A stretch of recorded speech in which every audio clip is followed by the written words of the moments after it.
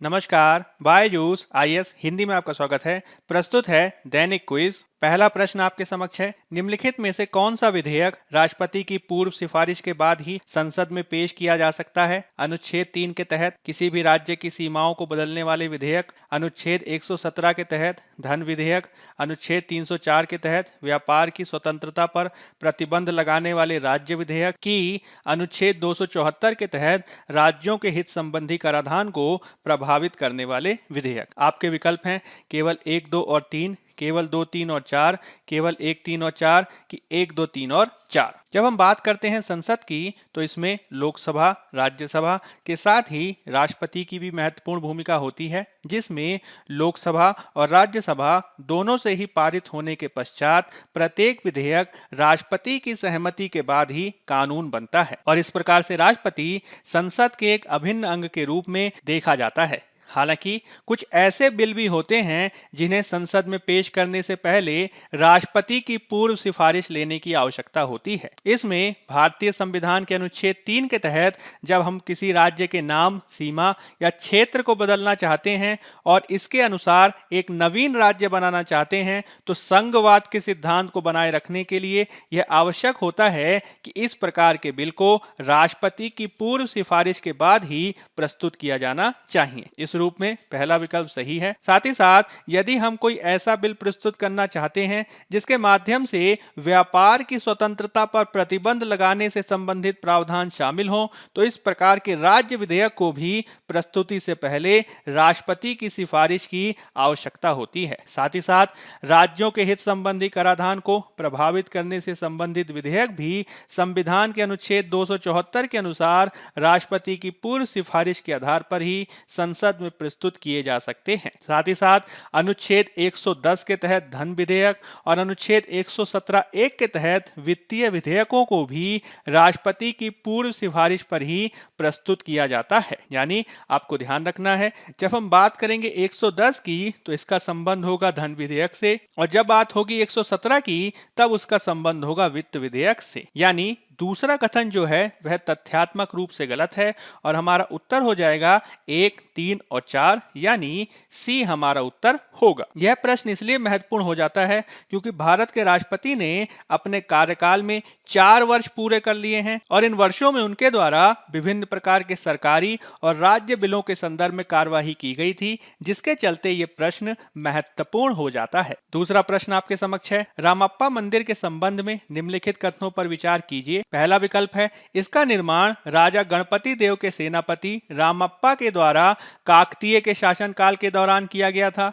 Ibn Battuta ने टिप्पणी की थी कि मंदिर दक्कन के मध्ययुगीन मंदिरों की आकाशगंगा में सबसे चमकीला तारा था। आपको बताना है कि उपर्युक्त कथनों में से कौन सा से कथन सही हैं या हैं, केवल 1, केवल 2, दोनों कि इनमें से कोई भी नहीं। रामप्पा मंदिर हाल ही में इसलिए चर्चा में आया है क्योंकि इसको यूनेस्को द्वारा विश्व विरासत स्थल की सूची में शामिल कर लिया गया है। रामप्पा मंदिर भगवान शिव को समर्पित एक मंदिर है जो तेलंगाना राज्य के वारंगल शहर से लगभग 67 किलोमीटर दूर पालमपेट गांव में स्थित है। इसे हम रामलिंगेश्वर मंदिर के रूप में भी जानते हैं और इसे काकतीय वंश के गणपति देव के शासनकाल के दौरान मुख्य कमांडर रेचेरला रुद्र की देखरेख में बनाया गया था। यानी जब सेनापति की बात होगी तो उसमें नाम आएगा रेचेरला रुद्र का। रामप्पा जो थे वो इस मंदिर के प्रमुख मूर्तिकार हैं और भारत में यह एकमात्र ऐसे मंदिर के रूप में देखा जा सकता है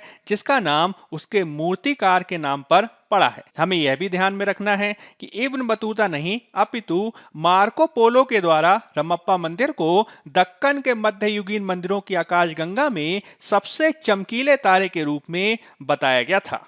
यानी पहला कथन भी हमारा गलत है और दूसरा कथन भी हमारा गलत हो जाएगा और इस आधार पे हमारा उत्तर हो जाएगा डी, इनमें से कोई भी नहीं। आप इस चित्र में इस मंदिर को देख सकते हैं जो तेलंगाना के एक महत्वपूर्ण मंदिरों में काफी लोकप्रिय है। आज के द हिंदू अखबार में भी इससे संबंधित खबर आई है जिसके माध्यम से इस मंदिर को अब विश्व विरासत स्थल की सूची में शामिल कर लिया गया है। अगला प्रश्न आपके समक्ष है, निम्नलिखित कथनों में से कौन सा नासा के आर्टेमिस का सर्वोत्तम वर्णन करता है? यह एक सुपरसोनिक पैराशूट है जो नासा के मिशनों को मंगल ग्रह पर उतरने में मदद करेगा।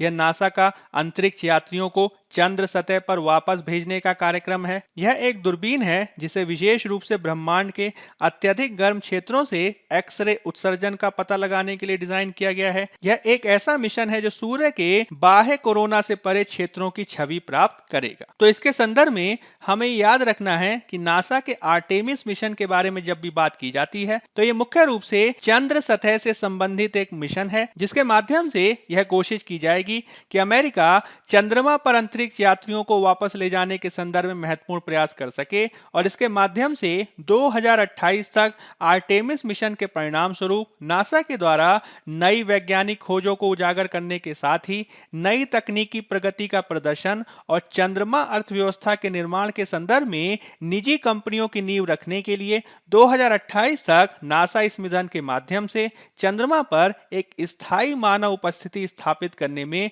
सक्षम होगा। हमें ध्यान रखना होगा कि 20 जुलाई 1969 में नील आर्मस्ट्रॉन्ग अपोलो 11 मिशन के एक हिस्से के रूप में चंद्रमा पर कदम रखने वाले पहले इंसान थे और 1969 के बाद 1972 तक 12 अमेरिकी अंतरिक्ष यात्रियों को चंद्रमा की सतह पर ले जाए जाने के संदर्भ में नासा द्वारा महत्वपूर्ण कार्य किया गया था। अब 1972 के लगभग 50 साल बाद फिर से नासा द्वारा यह प्रयास किया जा रहा है कि अंतरिक्ष यात्रियों को चंद्रमा की सतह पर वापस भेजा जाए और इसके संदर्भ में नासा का आर्टेमिस मिशन सर्वाधिक महत्वपूर्ण है और इस रूप में हमारा उत्तर हो जाएगा बी। आज के द हिंदू अखबार में अपोलो मिशन से संबंधित खबर प्रकाशित हुई है, जिसके चलते नासा का यह मिशन महत्वपूर्ण हो जाता है। अगला प्रश्न आपके समक्ष है, भारत छोड़ो आंदोलन के संदर्भ में निम्नलिखित कथनों में से कौन सा से सही है? भारत छोड़ो आंदोलन के दौरान लॉर्ड लिनलिथगो भारत के वायसराय थे।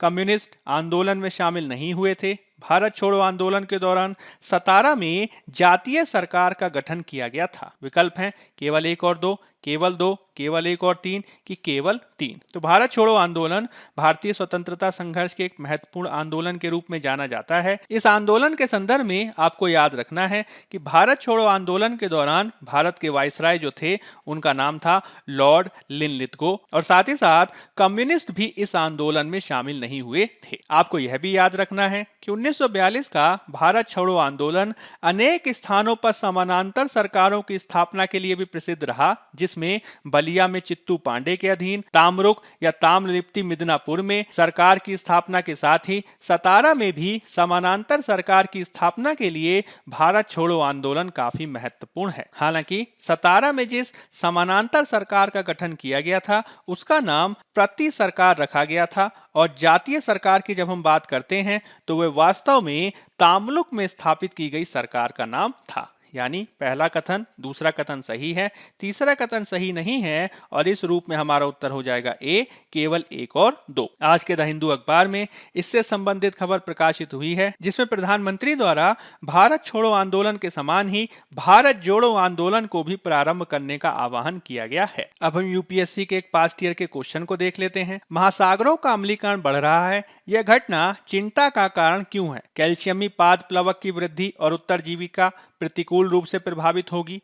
प्रवाल भित्तियों की वृद्धि और उत्तरजीविता प्रतिकूल रूप से प्रभावित होगी। कुछ प्राणी जिनके डिंभक पादक प्लवकीय होते हैं कि उत्तरजीविता प्रतिकूल रूप से प्रभावित होगी। कि मेघ बीजन और मेघों का बनना प्रतिकूल रूप से प्रभावित होगा। आपके विकल्प हैं केवल 1, 2 और 3, केवल 2, केवल 1 और 3 कि 1, 2, 3 और 4। जब हम बात करते हैं महासागरों के अम्लीकरण की तो ये एक ऐसी परिघटना होती है जिसमें महासागरों के पीएच में निरंतर कमी देखी जाती है। यह इसलिए होता है क्योंकि महासागरों आदि के द्वारा वायुमंडल से कार्बन डाइऑक्साइड का लगातार अवशोषण किया जाता है और मानव गतिविधियों के चलते जिस प्रकार से कार्बन डाइऑक्साइड की मात्रा बढ़ रही है उसी के चलते महासागरों में अम्लीकरण भी बढ़ रहा है। महासागरों की अम्लीकरण के चलते कैल्शियम कार्बोनेट संरचनाएं विलय होना प्रारंभ हो जाती हैं, जिससे प्रवाल भित्ति और कैल्शियम पाद प्लवकों को नकारात्मक रूप से प्रभावित होते देखा जा सकता है। साथ ही साथ अम्लीयता वृद्धि से अनेक प्राणियों में निषेचन और उनके लार्वा के विकास पर भी नकारात्मक रूप से प्रभाव पड़ता है।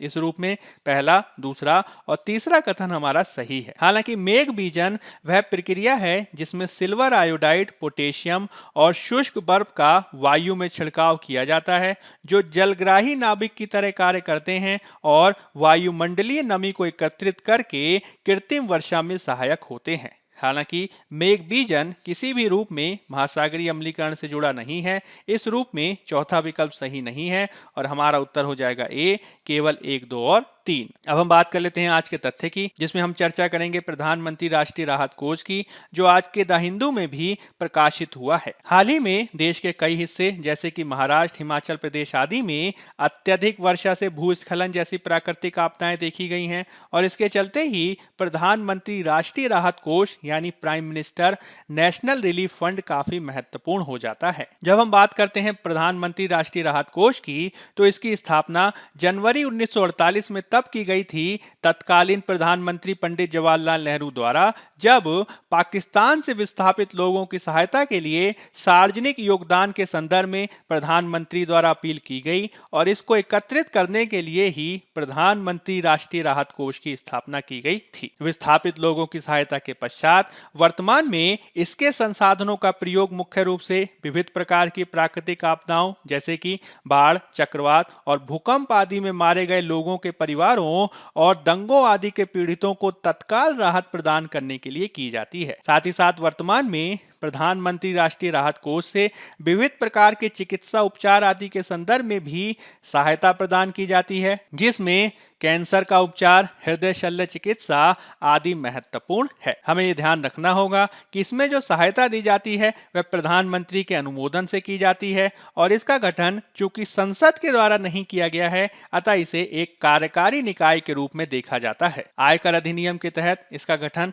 एक ट्रस्ट के रूप में किया गया है और इसका प्रबंधन प्रधानमंत्री या राष्ट्रीय कारणों से कई प्रतिनिधियों के द्वारा किया जाता है। हमें यह भी ध्यान रखना है कि प्रधानमंत्री राष्ट्रीय राहत कोष में जो भी योगदान किया जाता है वह आयकर अधिनियम के तहत छूट प्राप्त होता है और इसके तहत कंपनियां अपनी कॉर्पोरेट सामाजिक जिम्मेदारी के तहत भी योगदान कर सकती हैं, जो कर छूट के मामले में इसे और भी अधिक आकर्षक बना देता है। प्रधानमंत्री इस कोष के अध्यक्ष होते हैं और उन्हें मानद आधार पर विविध प्रकार के अधिकारियों और कर्मचारियों के द्वारा सहायता प्रदान की जाती है। जब बात आती है प्रधानमंत्री राष्ट्रीय राहत कोष के अधिशेष धन का उपयोग किए जाने के संदर्भ में, तो सामान्य तौर पर फंड में तुरंत वितरण किया जाता है या फिर विशिष्ट उद्देश्यों के लिए प्रतिबद्धता जाहिर की जाती है।